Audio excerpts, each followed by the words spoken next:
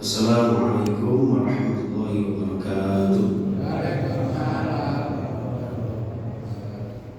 Innal hamdalillah nahmaduhu wa nasta'inuhu wa nastaghfiruh. Wa na'udzu billahi min shururi anfusina wa min sayyiati a'malina. May yahdihillahu fala mudilla lahu wa may yudlil fala hadiya lahu. Asyhadu an la ilaha illallah wahdahu la syarika lahu wa asyhadu anna Muhammadan 'abduhu wa rasuluh. Allahumma shalli 'ala Muhammad wa 'ala alihi wa ashabihi wa la haula wa la quwwata illa billah. Amma ba'd. Para alim, para ulama, sepuh yang saya muliakan, Amir Masjid Al-Ghafur, Setiwaya Jamaah Masjid Al-Ghafur, dan seluruh jamaah para sedulur yang insyaallah dimuliakan Allah Subhanahu wa taala. Pertama dan utama kita bersyukur jamaah sekalian masih diberikan kenikmatan, kesehatan bisa kita gunakan untuk satu bulan untuk bersama-sama saling mengingatkan, menambah keilmuan, menambah wawasan agar kita senantiasa diberikan dalam beragama ini agama yang sempurna, agama yang dapat kita jadikan sebagai sarana mendapatkan keselamatan dunia sampai akhir. Amin. Alhamdulillah, syafaat Rasulullah li hajatina wa hajatikum. Al-Fatihah. Alhamdulillahirabbil alamin arrahmanir rahim maliki yaumiddin. Iyyaka na'budu wa iyyaka nasta'in ihdinas siratal ladzina an'amta 'alaihim ghairil maghdubi 'alaihim waladdallin. Bismillahirrahmanirrahim. Ini agak cepat aja ya, karena nanti juga mau izin habis ini saat isi di Nagel Rejo. Sekali lagi ini masih musim-musim mulutan ya Pak ya. Mulutan itu bercangkeman. Jadi ya bermulutan. Mudah-mudahan semuanya diberikan kemudahan kelancaran ya. Baik jamaah sekalian, untuk kali ini setelah kita membahas kemarin tentang maqasidus syariah yang erat hubungannya dengan maqasidus syariah adalah kajian tentang ilmu ushul fiqh, al-qawaidul asasiyah fi ushul fiqh ya. Jadi kajian ushul fikih ini jamaah sekalian menghindarkan ta'assub ya, menghindari agar kita sesama muslim ini benar-benar lana amaluna wa lakum amalukum, tapi benar-benar sesuai dengan dasar yang ada, tidak mengada-ada, apalagi bid'ah yang dhalalah. Itu fungsinya kajian ilmu usul fikih ini jamaah sekalian.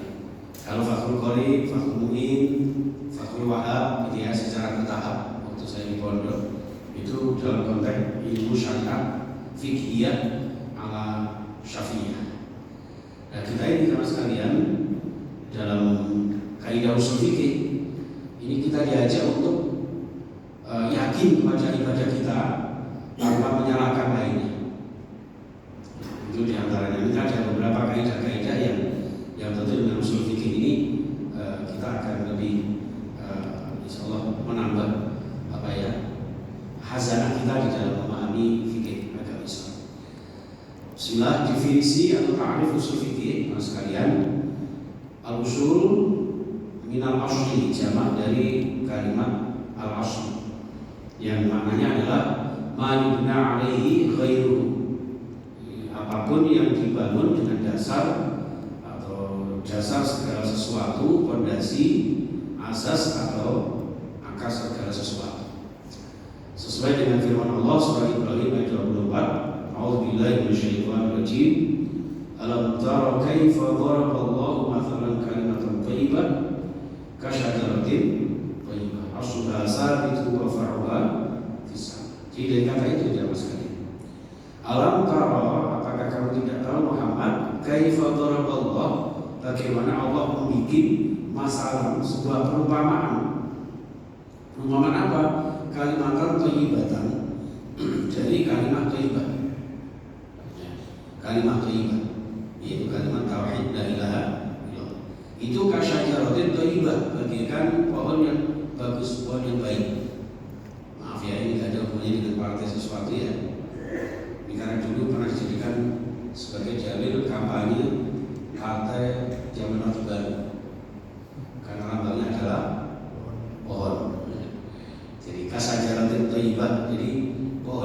dendam. Terus yang satunya lagi, Islam agamaku, Ka'bah kiblatku, dan seterusnya ya. Itu sebetulnya melecehkan ya. Jangan. Panjenengan mau partai apa saja mau silakan. Mau partai, mau grosir, mau eceran, jangan pakai Al-Quran ya. Asluha sabitu wa far'uha fis sama. Jadi seperti pohon yang baik, pohon yang kokoh, pohon yang indah itu adalah asluha sabit. Ya, jadi pokoknya, pohon punjernya itu sabit, ya, tetap kokoh kuat menghujam ke dalam tanah. Wa far'uha fis sama, sedangkan cabang-cabangnya, dahan-dahannya tinggi menjulang ke langit. Jadi orang yang imannya kuat itu punya jati diri yang mantap. Hakikat pohon yang indah itu gak gampang terombang-ambing dengan situasi dan kondisi zaman. Mau globalisasi kan, mau globalisasi, terus pokoknya jenengan punya iman yang kuat itu asluha sabit, wa far'uha fis sama. Ya. Sedangkan akarnya menghujam ke langit. Hati panjenengan ya, dengan kekuatan iman tidak bisa tergoyahkan dengan apapun. Sedangkan buat dari keimanan panjenengan, akidah yang kuat, itu kemudian seluruh perkataan panjenengan, perbuatan panjenengan senantiasa tinggi ke langit. Kita tengadahkan tangan kita beribadah kepada Allah Subhanahu Wa Taala. Ya, ini cara bahasanya di Pulau Kesikam itu TPKN pusat, ya, bukan pusat IKN ya. Yang sana. Sehingga tukti ukulaha kulahin bi'idhin rabbiha. Sehingga pada akhirnya outputnya adalah menjadi orang-orang yang pribadi-pribadi muslim teladan yang selalu bermanfaat pada orang lain. Diibaratkan sebuah pohon yang baik itu kemudian pohonnya itu membuahkan buah yang besar di orang lain. Kulahin bi'idhin rabbiha.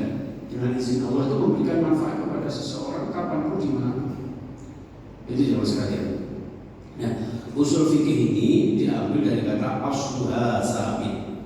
Ya, asalnya menghujam ke dalam tanah.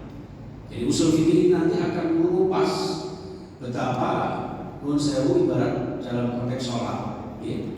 Itu kalau kemudian ada yang nun sewu, ada yang sholli, ada yang tidak. Itu dalam tujuan usul fikih itu bagaimana? Sehingga nanti akan memperkuat kita masing-masing tanpa ta'assub, apalagi menyalahkan orang lain. Itu jemaah sekalian. Ya, wa far'uha fis sama. Jadi jemaah sekalian, usul fikih adalah dalil-dalil fikih yang bersifat global atau umum. Oke. Sedangkan dalil-dalil tafsir secara rinci itu dibahas di dalam ilmu fikih itu sendiri. Jadi usul fikih itu secara global ibarat itu bungkusnya, nah rinciannya ada di ilmu fikih itu sendiri. Mau fikih apa misalnya, ya itu nanti akan dibingkai dengan namanya usul itu, usul fikih itu. Sehingga ibadah kita secara global ya harus ibadah yang benar-benar kira-kira bisa diterima dengan hati kita, tapi juga tidak menyakiti lainnya. Ibadah di situ Bapak Ibu. Oke.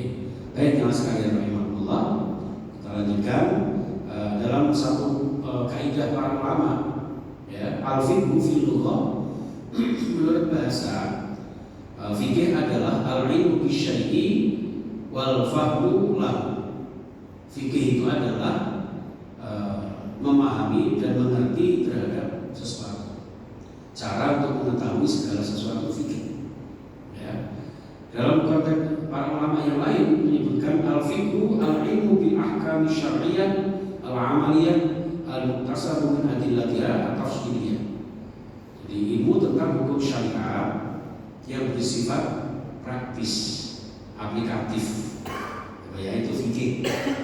Jadi kalau ada orang ngaji fikih itu berarti ya harus dipraktekkan. Panjenengan tahu tentang hukum bagaimana cara sholat, ya cara sholat itu dikerjakan. Bukan hanya pengetahuan tapi juga harus dipraktekkan.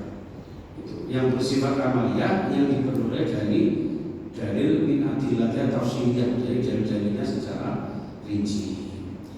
Nah, ternyata hukum usul fikih ini sebagai disiplin ilmu ya adalah sebagaimana disampaikan oleh Syekh Imam Al-Baydawi dalam tafsirnya, tafsir Al-Baydawi. Beliau ini ulama Syafi'iyah, ulama penganut imam mazhab Syafi'i. Beliau menyampaikan usul fikih dalam konteks ilmu adalah ma'rifatu dalailil fikhi ijmalan wa kaifiyatil istifadati minha wa halal mujtahid. Ini maaf salah. Gara-gara nama saya Fazil Mustafid jadi Wahalul Mustafid. Ya, Wahalal mujtahid. Jadi mengetahui dalil-dalil secara global, ijmalan, secara ijmal, wa kaifiyatul istifadati, dan bagaimana memahami cara-cara atau kaifiyah menggunakannya di dalam berijtihad ya, dalam menyebutkan sebuah hukum ya, secara syar'i ya, secara aturan-aturan tertentu dan syarat-syarat sebagai seorang mujtahid. Jadi kalau ingin jadi mujtahid itu ada beberapa syarat Bapak Ibu. Kan ada ya hadis yang menyebutkan ketika Rasulullah mengutus Mu'adz bin Jabal di kota Yaman. Kaifa taqdi bil ahkam, baik Mu'adz, bagaimana kamu memutuskan sebuah hukum? Fa'abdi ya Rasulullah bil Quran atau bi kitabillah. Saya akan memutuskan hukum dengan Al-Quran. Bagaimana kalau tidak terdapat di dalam Al-Quran? Fa bi sunnati Rasul, dengan al-hadis. Bagaimana kalau tidak ada di dalam sunnah Rasulullah? Fa ajtahidu bi nafsi, maka saya akan berijtihad. Nah, ijtihadnya Mu'adz bin Jabal ini jangan ujuk-ujuk lo jangan pakai ya. Kalau jangan belum tentu itu secara rinci mengetahui Al-Quran dan hadis, tiba-tiba karena mungkin saking jarangnya kalau jangan ngaji karena tidak menemukan di ayat Al-Quran maupun Al-Hadis, tiba-tiba bilang ijtihad. Menurut saya jangan dahar daging babi misalnya, daging babi.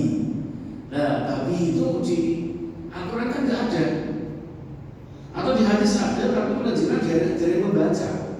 Terus aku tak ijtihad babi ini kita enak, bisa halal. Itu tidak boleh. Ya, karena apa? Belum memenuhi syarat-syarat ijtihad. Dan usul fikih ini jamaah sekalian sebagai disiplin ilmu ya adalah output dari para mujtahidin, di mana mereka ini sudah benar-benar memenuhi ketentuan dan syarat yang berlaku. Jadi orang ujuk-ujuk itu betul Pak. Ya, orang ujuk-ujuk itu betul. Itu kali orang itu ngaji dari nasawan jenengan ini. Orang tak terus ujuk-ujuk ngaji itu betul. Nanti ini kayak mutolak apa? Orang jadi belajar.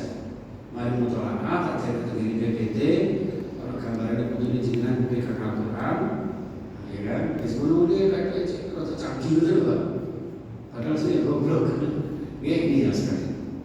Baik. Kita lanjut jemaah sekalian, insyaallah tabarakallah. Sedangkan ulama mazhab Hanafi, Hambali dan Maliki, beliau menyampaikan bahwa usul fikih itu dalam konteks ilmu adalah al-ilmu bil qawaidil kulliyah allati yatawassalu biha ila istinbatil ahkam syariah min adillatin tafsiliyah. Jadi menurut para imam Maliki, Hambali dan Hanafi itu ya, usul fikih adalah ilmu tentang kaidah-kaidah umum untuk melakukan istinbat hukum. Istinbat itu apa? Memakai dasar ya. Jadi ini menunjukkan bahwa dengan ibadah itu harus benar-benar ada dasarnya yang sahih. Harus ada dasarnya yang benar. Kalau dalam bahasa saya Bapak, saya menyimpulkan dari beberapa kitab yang saya baca itu, kalau jenengan dalam beribadah itu ada istilah ittiba, ada taklid, ada taklid buta. Okay. Nah, untuk ittiba ini apa yang sempurna Pak? Ittiba itu apa? Panjenengan ibadah ya, tidak sekedar naruh buta. Apa naruh buta ini ya? Melok-melok itu bahasa Inggris Timur ya. Jadi tidak melok-melok, benar-benar panjenengan tahu hadisnya, tahu ayatnya, dan pernah membacanya, bahkan tahu letaknya. Itu ittiba. Tapi kalau taklid, ittiba ini yang paling bagus. Taklid itu dibolehkan Pak. Ya. Tapi bagaimana? Ngapunten, panjenengan ngaji sama Ustaz Adhan Sanusi. Beliau menyampaikan Fathul Qaid tentang hukum bisnis dan sebagainya. Nah, beliau membacakan, panjenengan mendengarkan. Kira-kira tahu nggak letak bunyinya itu di mana, kitab apa kan?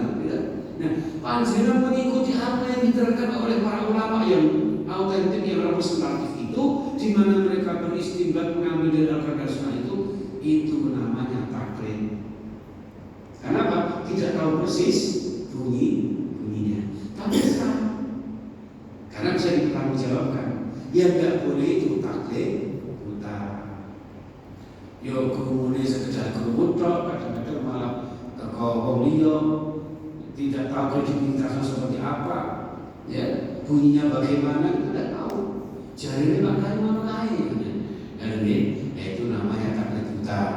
Itu pun kalau memang ternyata taklid buta itu yang panjenengan ikuti itu ternyata benar pada dasarnya, ya sesuai dengan dalil yang ada, ketika dicocokkan dengan ulama yang bertemu dengan panjenengan, itu pun masih ditoleransi, masih dibenarkan. Betul. Makanya tidak boleh kalau jenengan terus bilang apa itu, ini taklid ini nggak boleh ini. Ya pokoknya, ya main pokoknya. Ya termasuk gini, taklid buta itu pokoknya apa jadi Pak Yai, ada nih. Ya, itu juga dipertanyakan, hati-hati. Ya, sekali lagi karena kalau ulama insya Allah pasti kiai. Tapi kalau kiai belum tentu ulama, Pak. Ulama itu indikasinya innama yakhsyallaha min ibadihil ulama. Kuncinya adalah ketika seorang ulama itu takut kepada Allah, jangan sampai menyampaikan sesuatu yang melenceng dari aturan Allah. Nah, kiai belum tentu, Pak. Orang kebuai sini kiai. Kiai apa? Selamat. Kiai kepus, Pak. Bulu ini. Karena jadi apa? Ya, itu. Ngapunten jamaah sekalian. Ya, saya sering. Padahal kiai itu sok ketemu ulama aslinya biar itu. Karena ulama itu berpedoman kepada ilmu yang jelas, maka daripada melenceng kemana-mana, dalam Al-Quran disebutkan ya kata farraqah kepada itu, ya. Jadi ikutilah jalan Allah ini, ya. Jangan mengikuti jalan-jalan yang kemudian kalian akan berpecah belah. Nah, sehingga muncul kalimat ikiai. Nah, ikiai sesuai jadi itu garis sunan, tidak sunan apel, sunan bonan, sunan giri, tidak. Sunan itu benar-benar sesungguhnya tempat untuk fas'alu ahla dzikri, untuk bertanya tentang hukum, untuk pohon doa, pohon barokah, sehingga sesungguhnya dan sesuai jadi sunan, gitu Pak. Dan wali itu kekasih Allah, ala inna awliya Allah la khaufun alaihim, kekasih Allah. Jadi sunan itu menjadi kekasih Allah karena punya ilmunya lebih. Itu juga bisa dari para ulama, para awliya, syuhada sholihin, seperti itu Pak. Dan jenengan ini insya Allah termasuk juga para wali murid, wali nikah. Ya, itu wali, ya. Jadi ngapunten di sini disebutkan bahwa seorang yang disebut mujtahid itu adalah ketika ijtihadnya berdasarkan hukum dan mengambil dari Al-Quran dan Sunnah. Dan ketika ijtihadnya dari menafsirkan Al-Quran yang kok benar, pahalanya 10 kali bahkan lebih. Tapi kalau mungkin seandainya salah, masih dapat 2. Ya seperti itu. Tapi hati-hati, jangan mengambil ijtihad kedua ini. Baik. Di sini ada satu penjelasan bahwa yang dimaksud kaidah definisi tersebut adalah bahwa usul fikih ini adalah kaidah patokan umum atas setiap bagian yang ada di bawahnya. Menurut saya misalnya begini, nanti juga ada di kaidah usul fikih. Jadi usul fikih ada 40 kaidah. Al aslu fil amri lil wujub. Pada dasarnya setiap perintah mengandung konsekuensi kewajiban. Ya, mengandung konsekuensi kewajiban. Kecuali ya jika ada dalil yang menjelaskan bahwa yang dimaksud amar itu adalah sesuatu yang tidak wajib. Oke, begitupun larangan Pak. Jadi banyak hadis Rasulullah, saya mencegah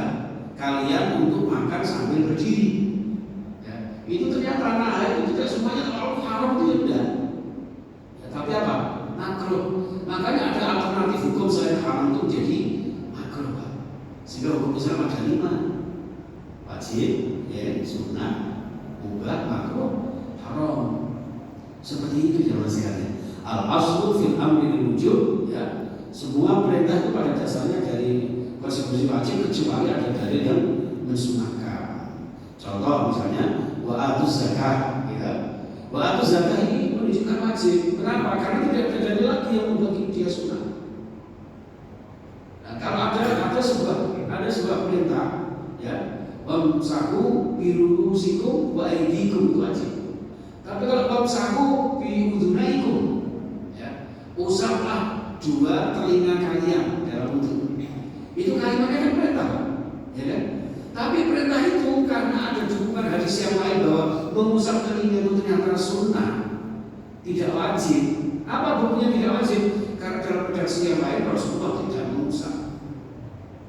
Sehingga telinga ini termasuk tidak wajib diusap, melainkan sunnah. Padahal tembungi kalimat dengan kalimat perintah. Itu jamaah sekalian. Sehingga dari pengertian ini kesimpulannya, ilmu ushul fikih adalah ilmu yang mempelajari sumber-sumber hukum Islam, dalil-dalil yang sahih, ya, terhadap hukum-hukum Allah Subhanahu wa taala.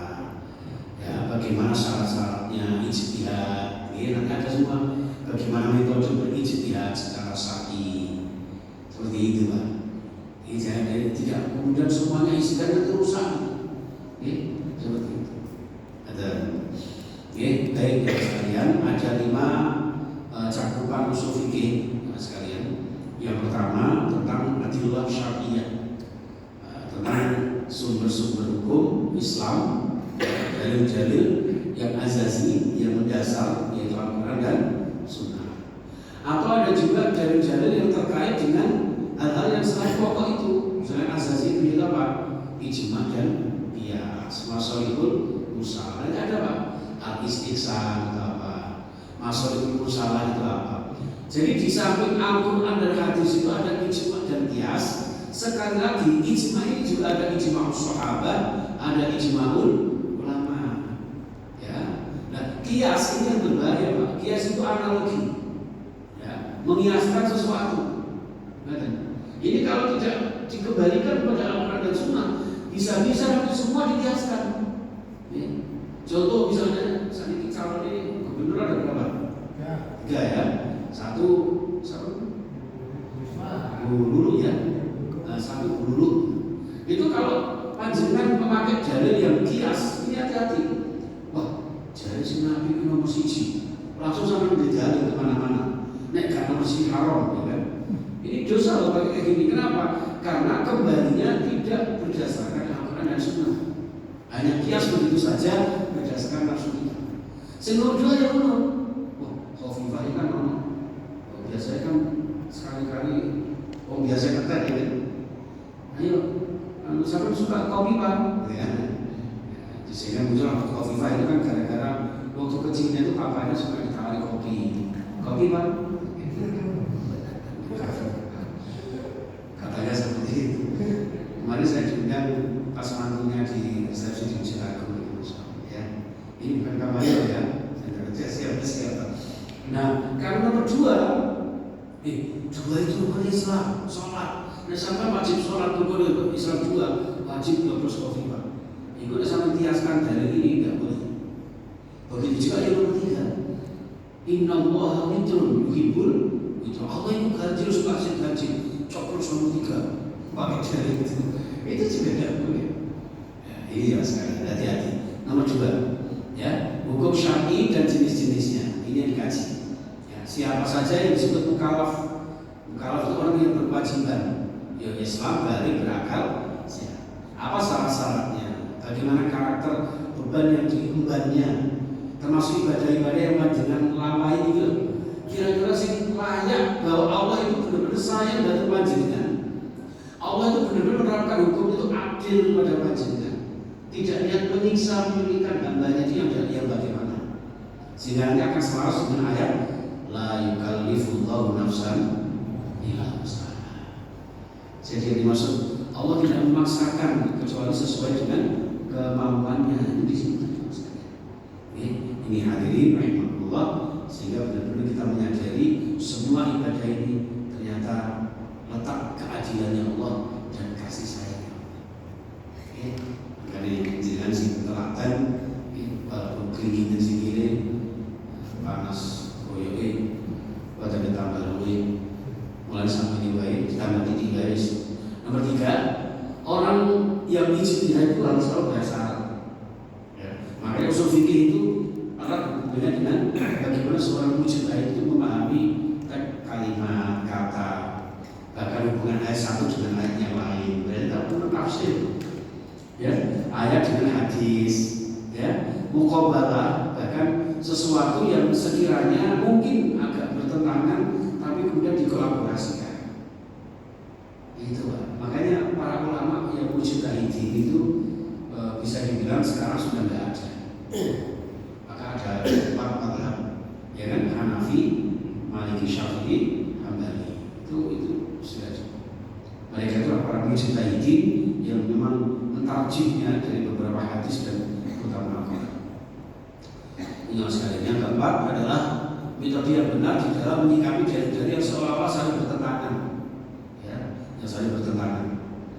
Ya, ada yang satu sisi ada hadis yang mengatakan ini boleh, satu lain tidak boleh. Lalu bagaimana kemudian mengqabalakan ini? Ya, membandingkan lalu kemudian mempertemukan. Ini butuh ilmu yang luar biasa. Yang terakhir yang kelima, ya, ijtihad dengan syarat-syarat dan sifat-sifat para mujtahid. Ini terkait dengan ilmu usul fikih. Tujuannya apa usul fikih itu? Al-usul ila ma'rifatil ahkam syariah bil istinbat. Kaidah usul fikih itu tujuannya adalah agar penelitian dapat melakukan sandaran hukum, ya, dari syariat dan dalil-dalil secara langsung.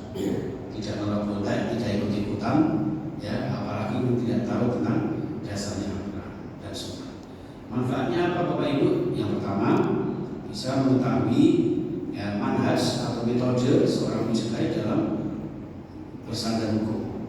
Kemudian mengetahui sebab-sebab ikhtilaf ulama, ya, perbedaan ulama. Bagaimana cara wudu, angkat tangan, kok bisa berbeda? Konsepnya Syafi'iyah mengusap kepala 3 kali baru telinga 3 kali. Dengan konsepnya Imam Hanafi yang langsung kepala 1 paket dengan telinga. Itu nanti cara mengerjakannya seperti itu Bapak Ibu. Itu ada dari usul fikih. Nanti kalau hanya fikih saja, tentu fikihnya Hanafi dengan Syafi'i berbeda. Walaupun nanti kalau sudah ketemu mereka akan sama-sama. Menurut cerita Imam Hanafi pernah ngomong kepada Syafi'i, nyatanya ikut kunut. Ya, begitu pun sebaliknya. Nah, itulah yang dicontoh oleh Kiai Haji Muhammad Dahlan ya, sama Kiai Haji Ahmad Dahlan sama Kiai Syekh Asy'ari. Jadi saya benar-benar senang kalau dipanggil Kiai Muhammad NU, senang saya. Itu jelas sekali. Ya, kemudian menumbuhkan rasa hormat dan ta'zim kepada para ulama. Betapa susah payahnya ulama di dalam istinbat hukum, menggali dalil-dalil yang ada, sehingga kita ta'zim kepada mereka. Ini tidak meremehkan mereka. Kadang-kadang kan ada orang, terus apa hadis apa itu kitab-kitab kuning, kitab salafiyah. Bahkan kita Fathul Qorib, betul apa? Kadang ada orang yang tidak mengakui. Oke, di Al-Quran dan Al-Hadis adalah dari diterima. Tidak begitu. Mereka susah payah menggali hukum, Pak. Kitabnya besar-besar, gitu. Masya Allah. Itu yang sekalian, sehingga manfaat ilmu usul fikih ini, ya, membentuk dan mengembangkan kemampuan berpikir secara logis, ya, dan kemampuan di bidang fikih secara benar. Itu yang sekalian, Allah sudah seberapa itu? Belum ya? Masya Allah. Oke, sandaran usul fikih. Sandaran usul fikih pertama akidah, yang kedua lughatul Arabiyah, yang ketiga Al-Quran dan Sunnah, yang keempat akliyah. Ya, idza ikhtalafa mujtahidani fi hukmin fa ahaduhuma mukhti. Jadi secara logika Tidak ada Pak, kebenaran kembar dua kali, dua sama itu tidak ada. Pasti ada salah satu yang bertentangan. Ya, jadi kalau sampai ada itu kebenaran dua hal, maka mustahil ya, untuk itu dipertentangkan karena sama-sama benarnya. Oke, bagaimana hukumnya mempelajari usul fikih? Jadi dari Syekh Umar Al-Amiti dalam kitab Al-Ihkam beliau menyampaikan tidak ada cara yang paling tepat untuk mengetahui hukum Allah kecuali usul fikih. Secara tidak langsung beliau menyampaikan hukumnya wajib. Tapi Imam Syafi'i menyampaikan belajar usul fikih itu hukumnya sunnah muakkadah atau fardu kifayah. Setidak-tidaknya Sa'batul Ghafur ini adalah salah satu yang paham usul fikih. Rajulan misalnya ya, harus tahu usul fikih. Nah sampai ini harus tahu usul fikih apa? Sampai itu seorang ya. Anjengan baca Al-Qur'annya bagus-bagus, tapi ini baca Al-Qur'an wajib ain. Semua harus tahu tanpa dia baca Al-Qur'an dari segi bacaan. Tapi kalau dari segi teori, dari segi definisi, dari segi nama-nama itu mat wajib mutasi dan sebagainya, itu hukumnya fardu kifayah. Sabda itu soal Ghafur ini kudu sing ngerti babagan nama-nama bacaan-bacaan tajwid. Ngaten Pak. Ya, kalau tidak berarti Al-Ghafur ini salah kabeh. Saya sudah belajar dipakai itu ideal apa ketemu apa itu sebelum itu. Ya. Tapi yang enggak sih, penting bukan bacaan Al-Qur'annya benar. Itu yang wajib ain seperti itu. Ini posisi ngono-ngono itu masuk usul fikih ini wajibannya kami itu sama itu kami. Akhirnya malah muncul di situ. Ini maksudnya. Nah, karena seseorang mukallaf adalah mencakup orang awam dan alim, maka jika ia awam wajib bertanya, fas'alu ahla dzikri in kuntum la ta'lamun. Jadi monggo kita sama-sama ya di samping fikih memang intinya dari pemahaman hukum Allah, hukum Islam, juga tahu bagaimana secara global menyikapi hukum-hukum yang kadang-kadang berbeda di dalam praktek dan teknisnya. Dan sehingga tidak kaget, oh ternyata sing gawe usoli ulama ini kajiannya dari mana? Yang satunya ulama ini kajiannya dari mana? Itu nanti akhirnya seperti itu Pak. Makanya kitab usul fikih ini nanti larinya kepada kitab, saya ada namanya kitab Al-Mizan Kubro. Ada juga kitab Al-Fiqh fi Madhahibil Arba'ah. Fikih berdasarkan empat madhab. Dari situ terdekan ada namanya Fiqhus Sunnah. Fikih Sunnah itu apa? Pelajaran fikih Sunnah itu. Misalnya rukun wudu, hadisnya ini, yang satunya ini. Untuk menghilangkan fanatik golongan fanatik orang-orang tertentu.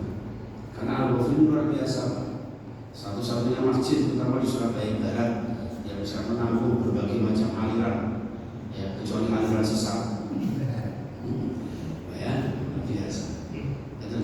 Jadi di sini kadang imam yang pakai Bismillah, ya kan? Kadang tidak terdengar Bismillah. Tidak apa-apa. Tidak boleh tuh kalau dimana-mana pakai bis kota, apalagi biskuit.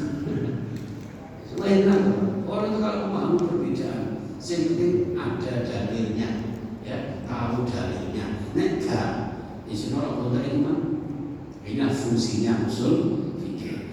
Dan di sini nanti Bapak Ibu ada namanya usul fikih mabadi, ya auliyati. Ada 40 kaidah usul fikih.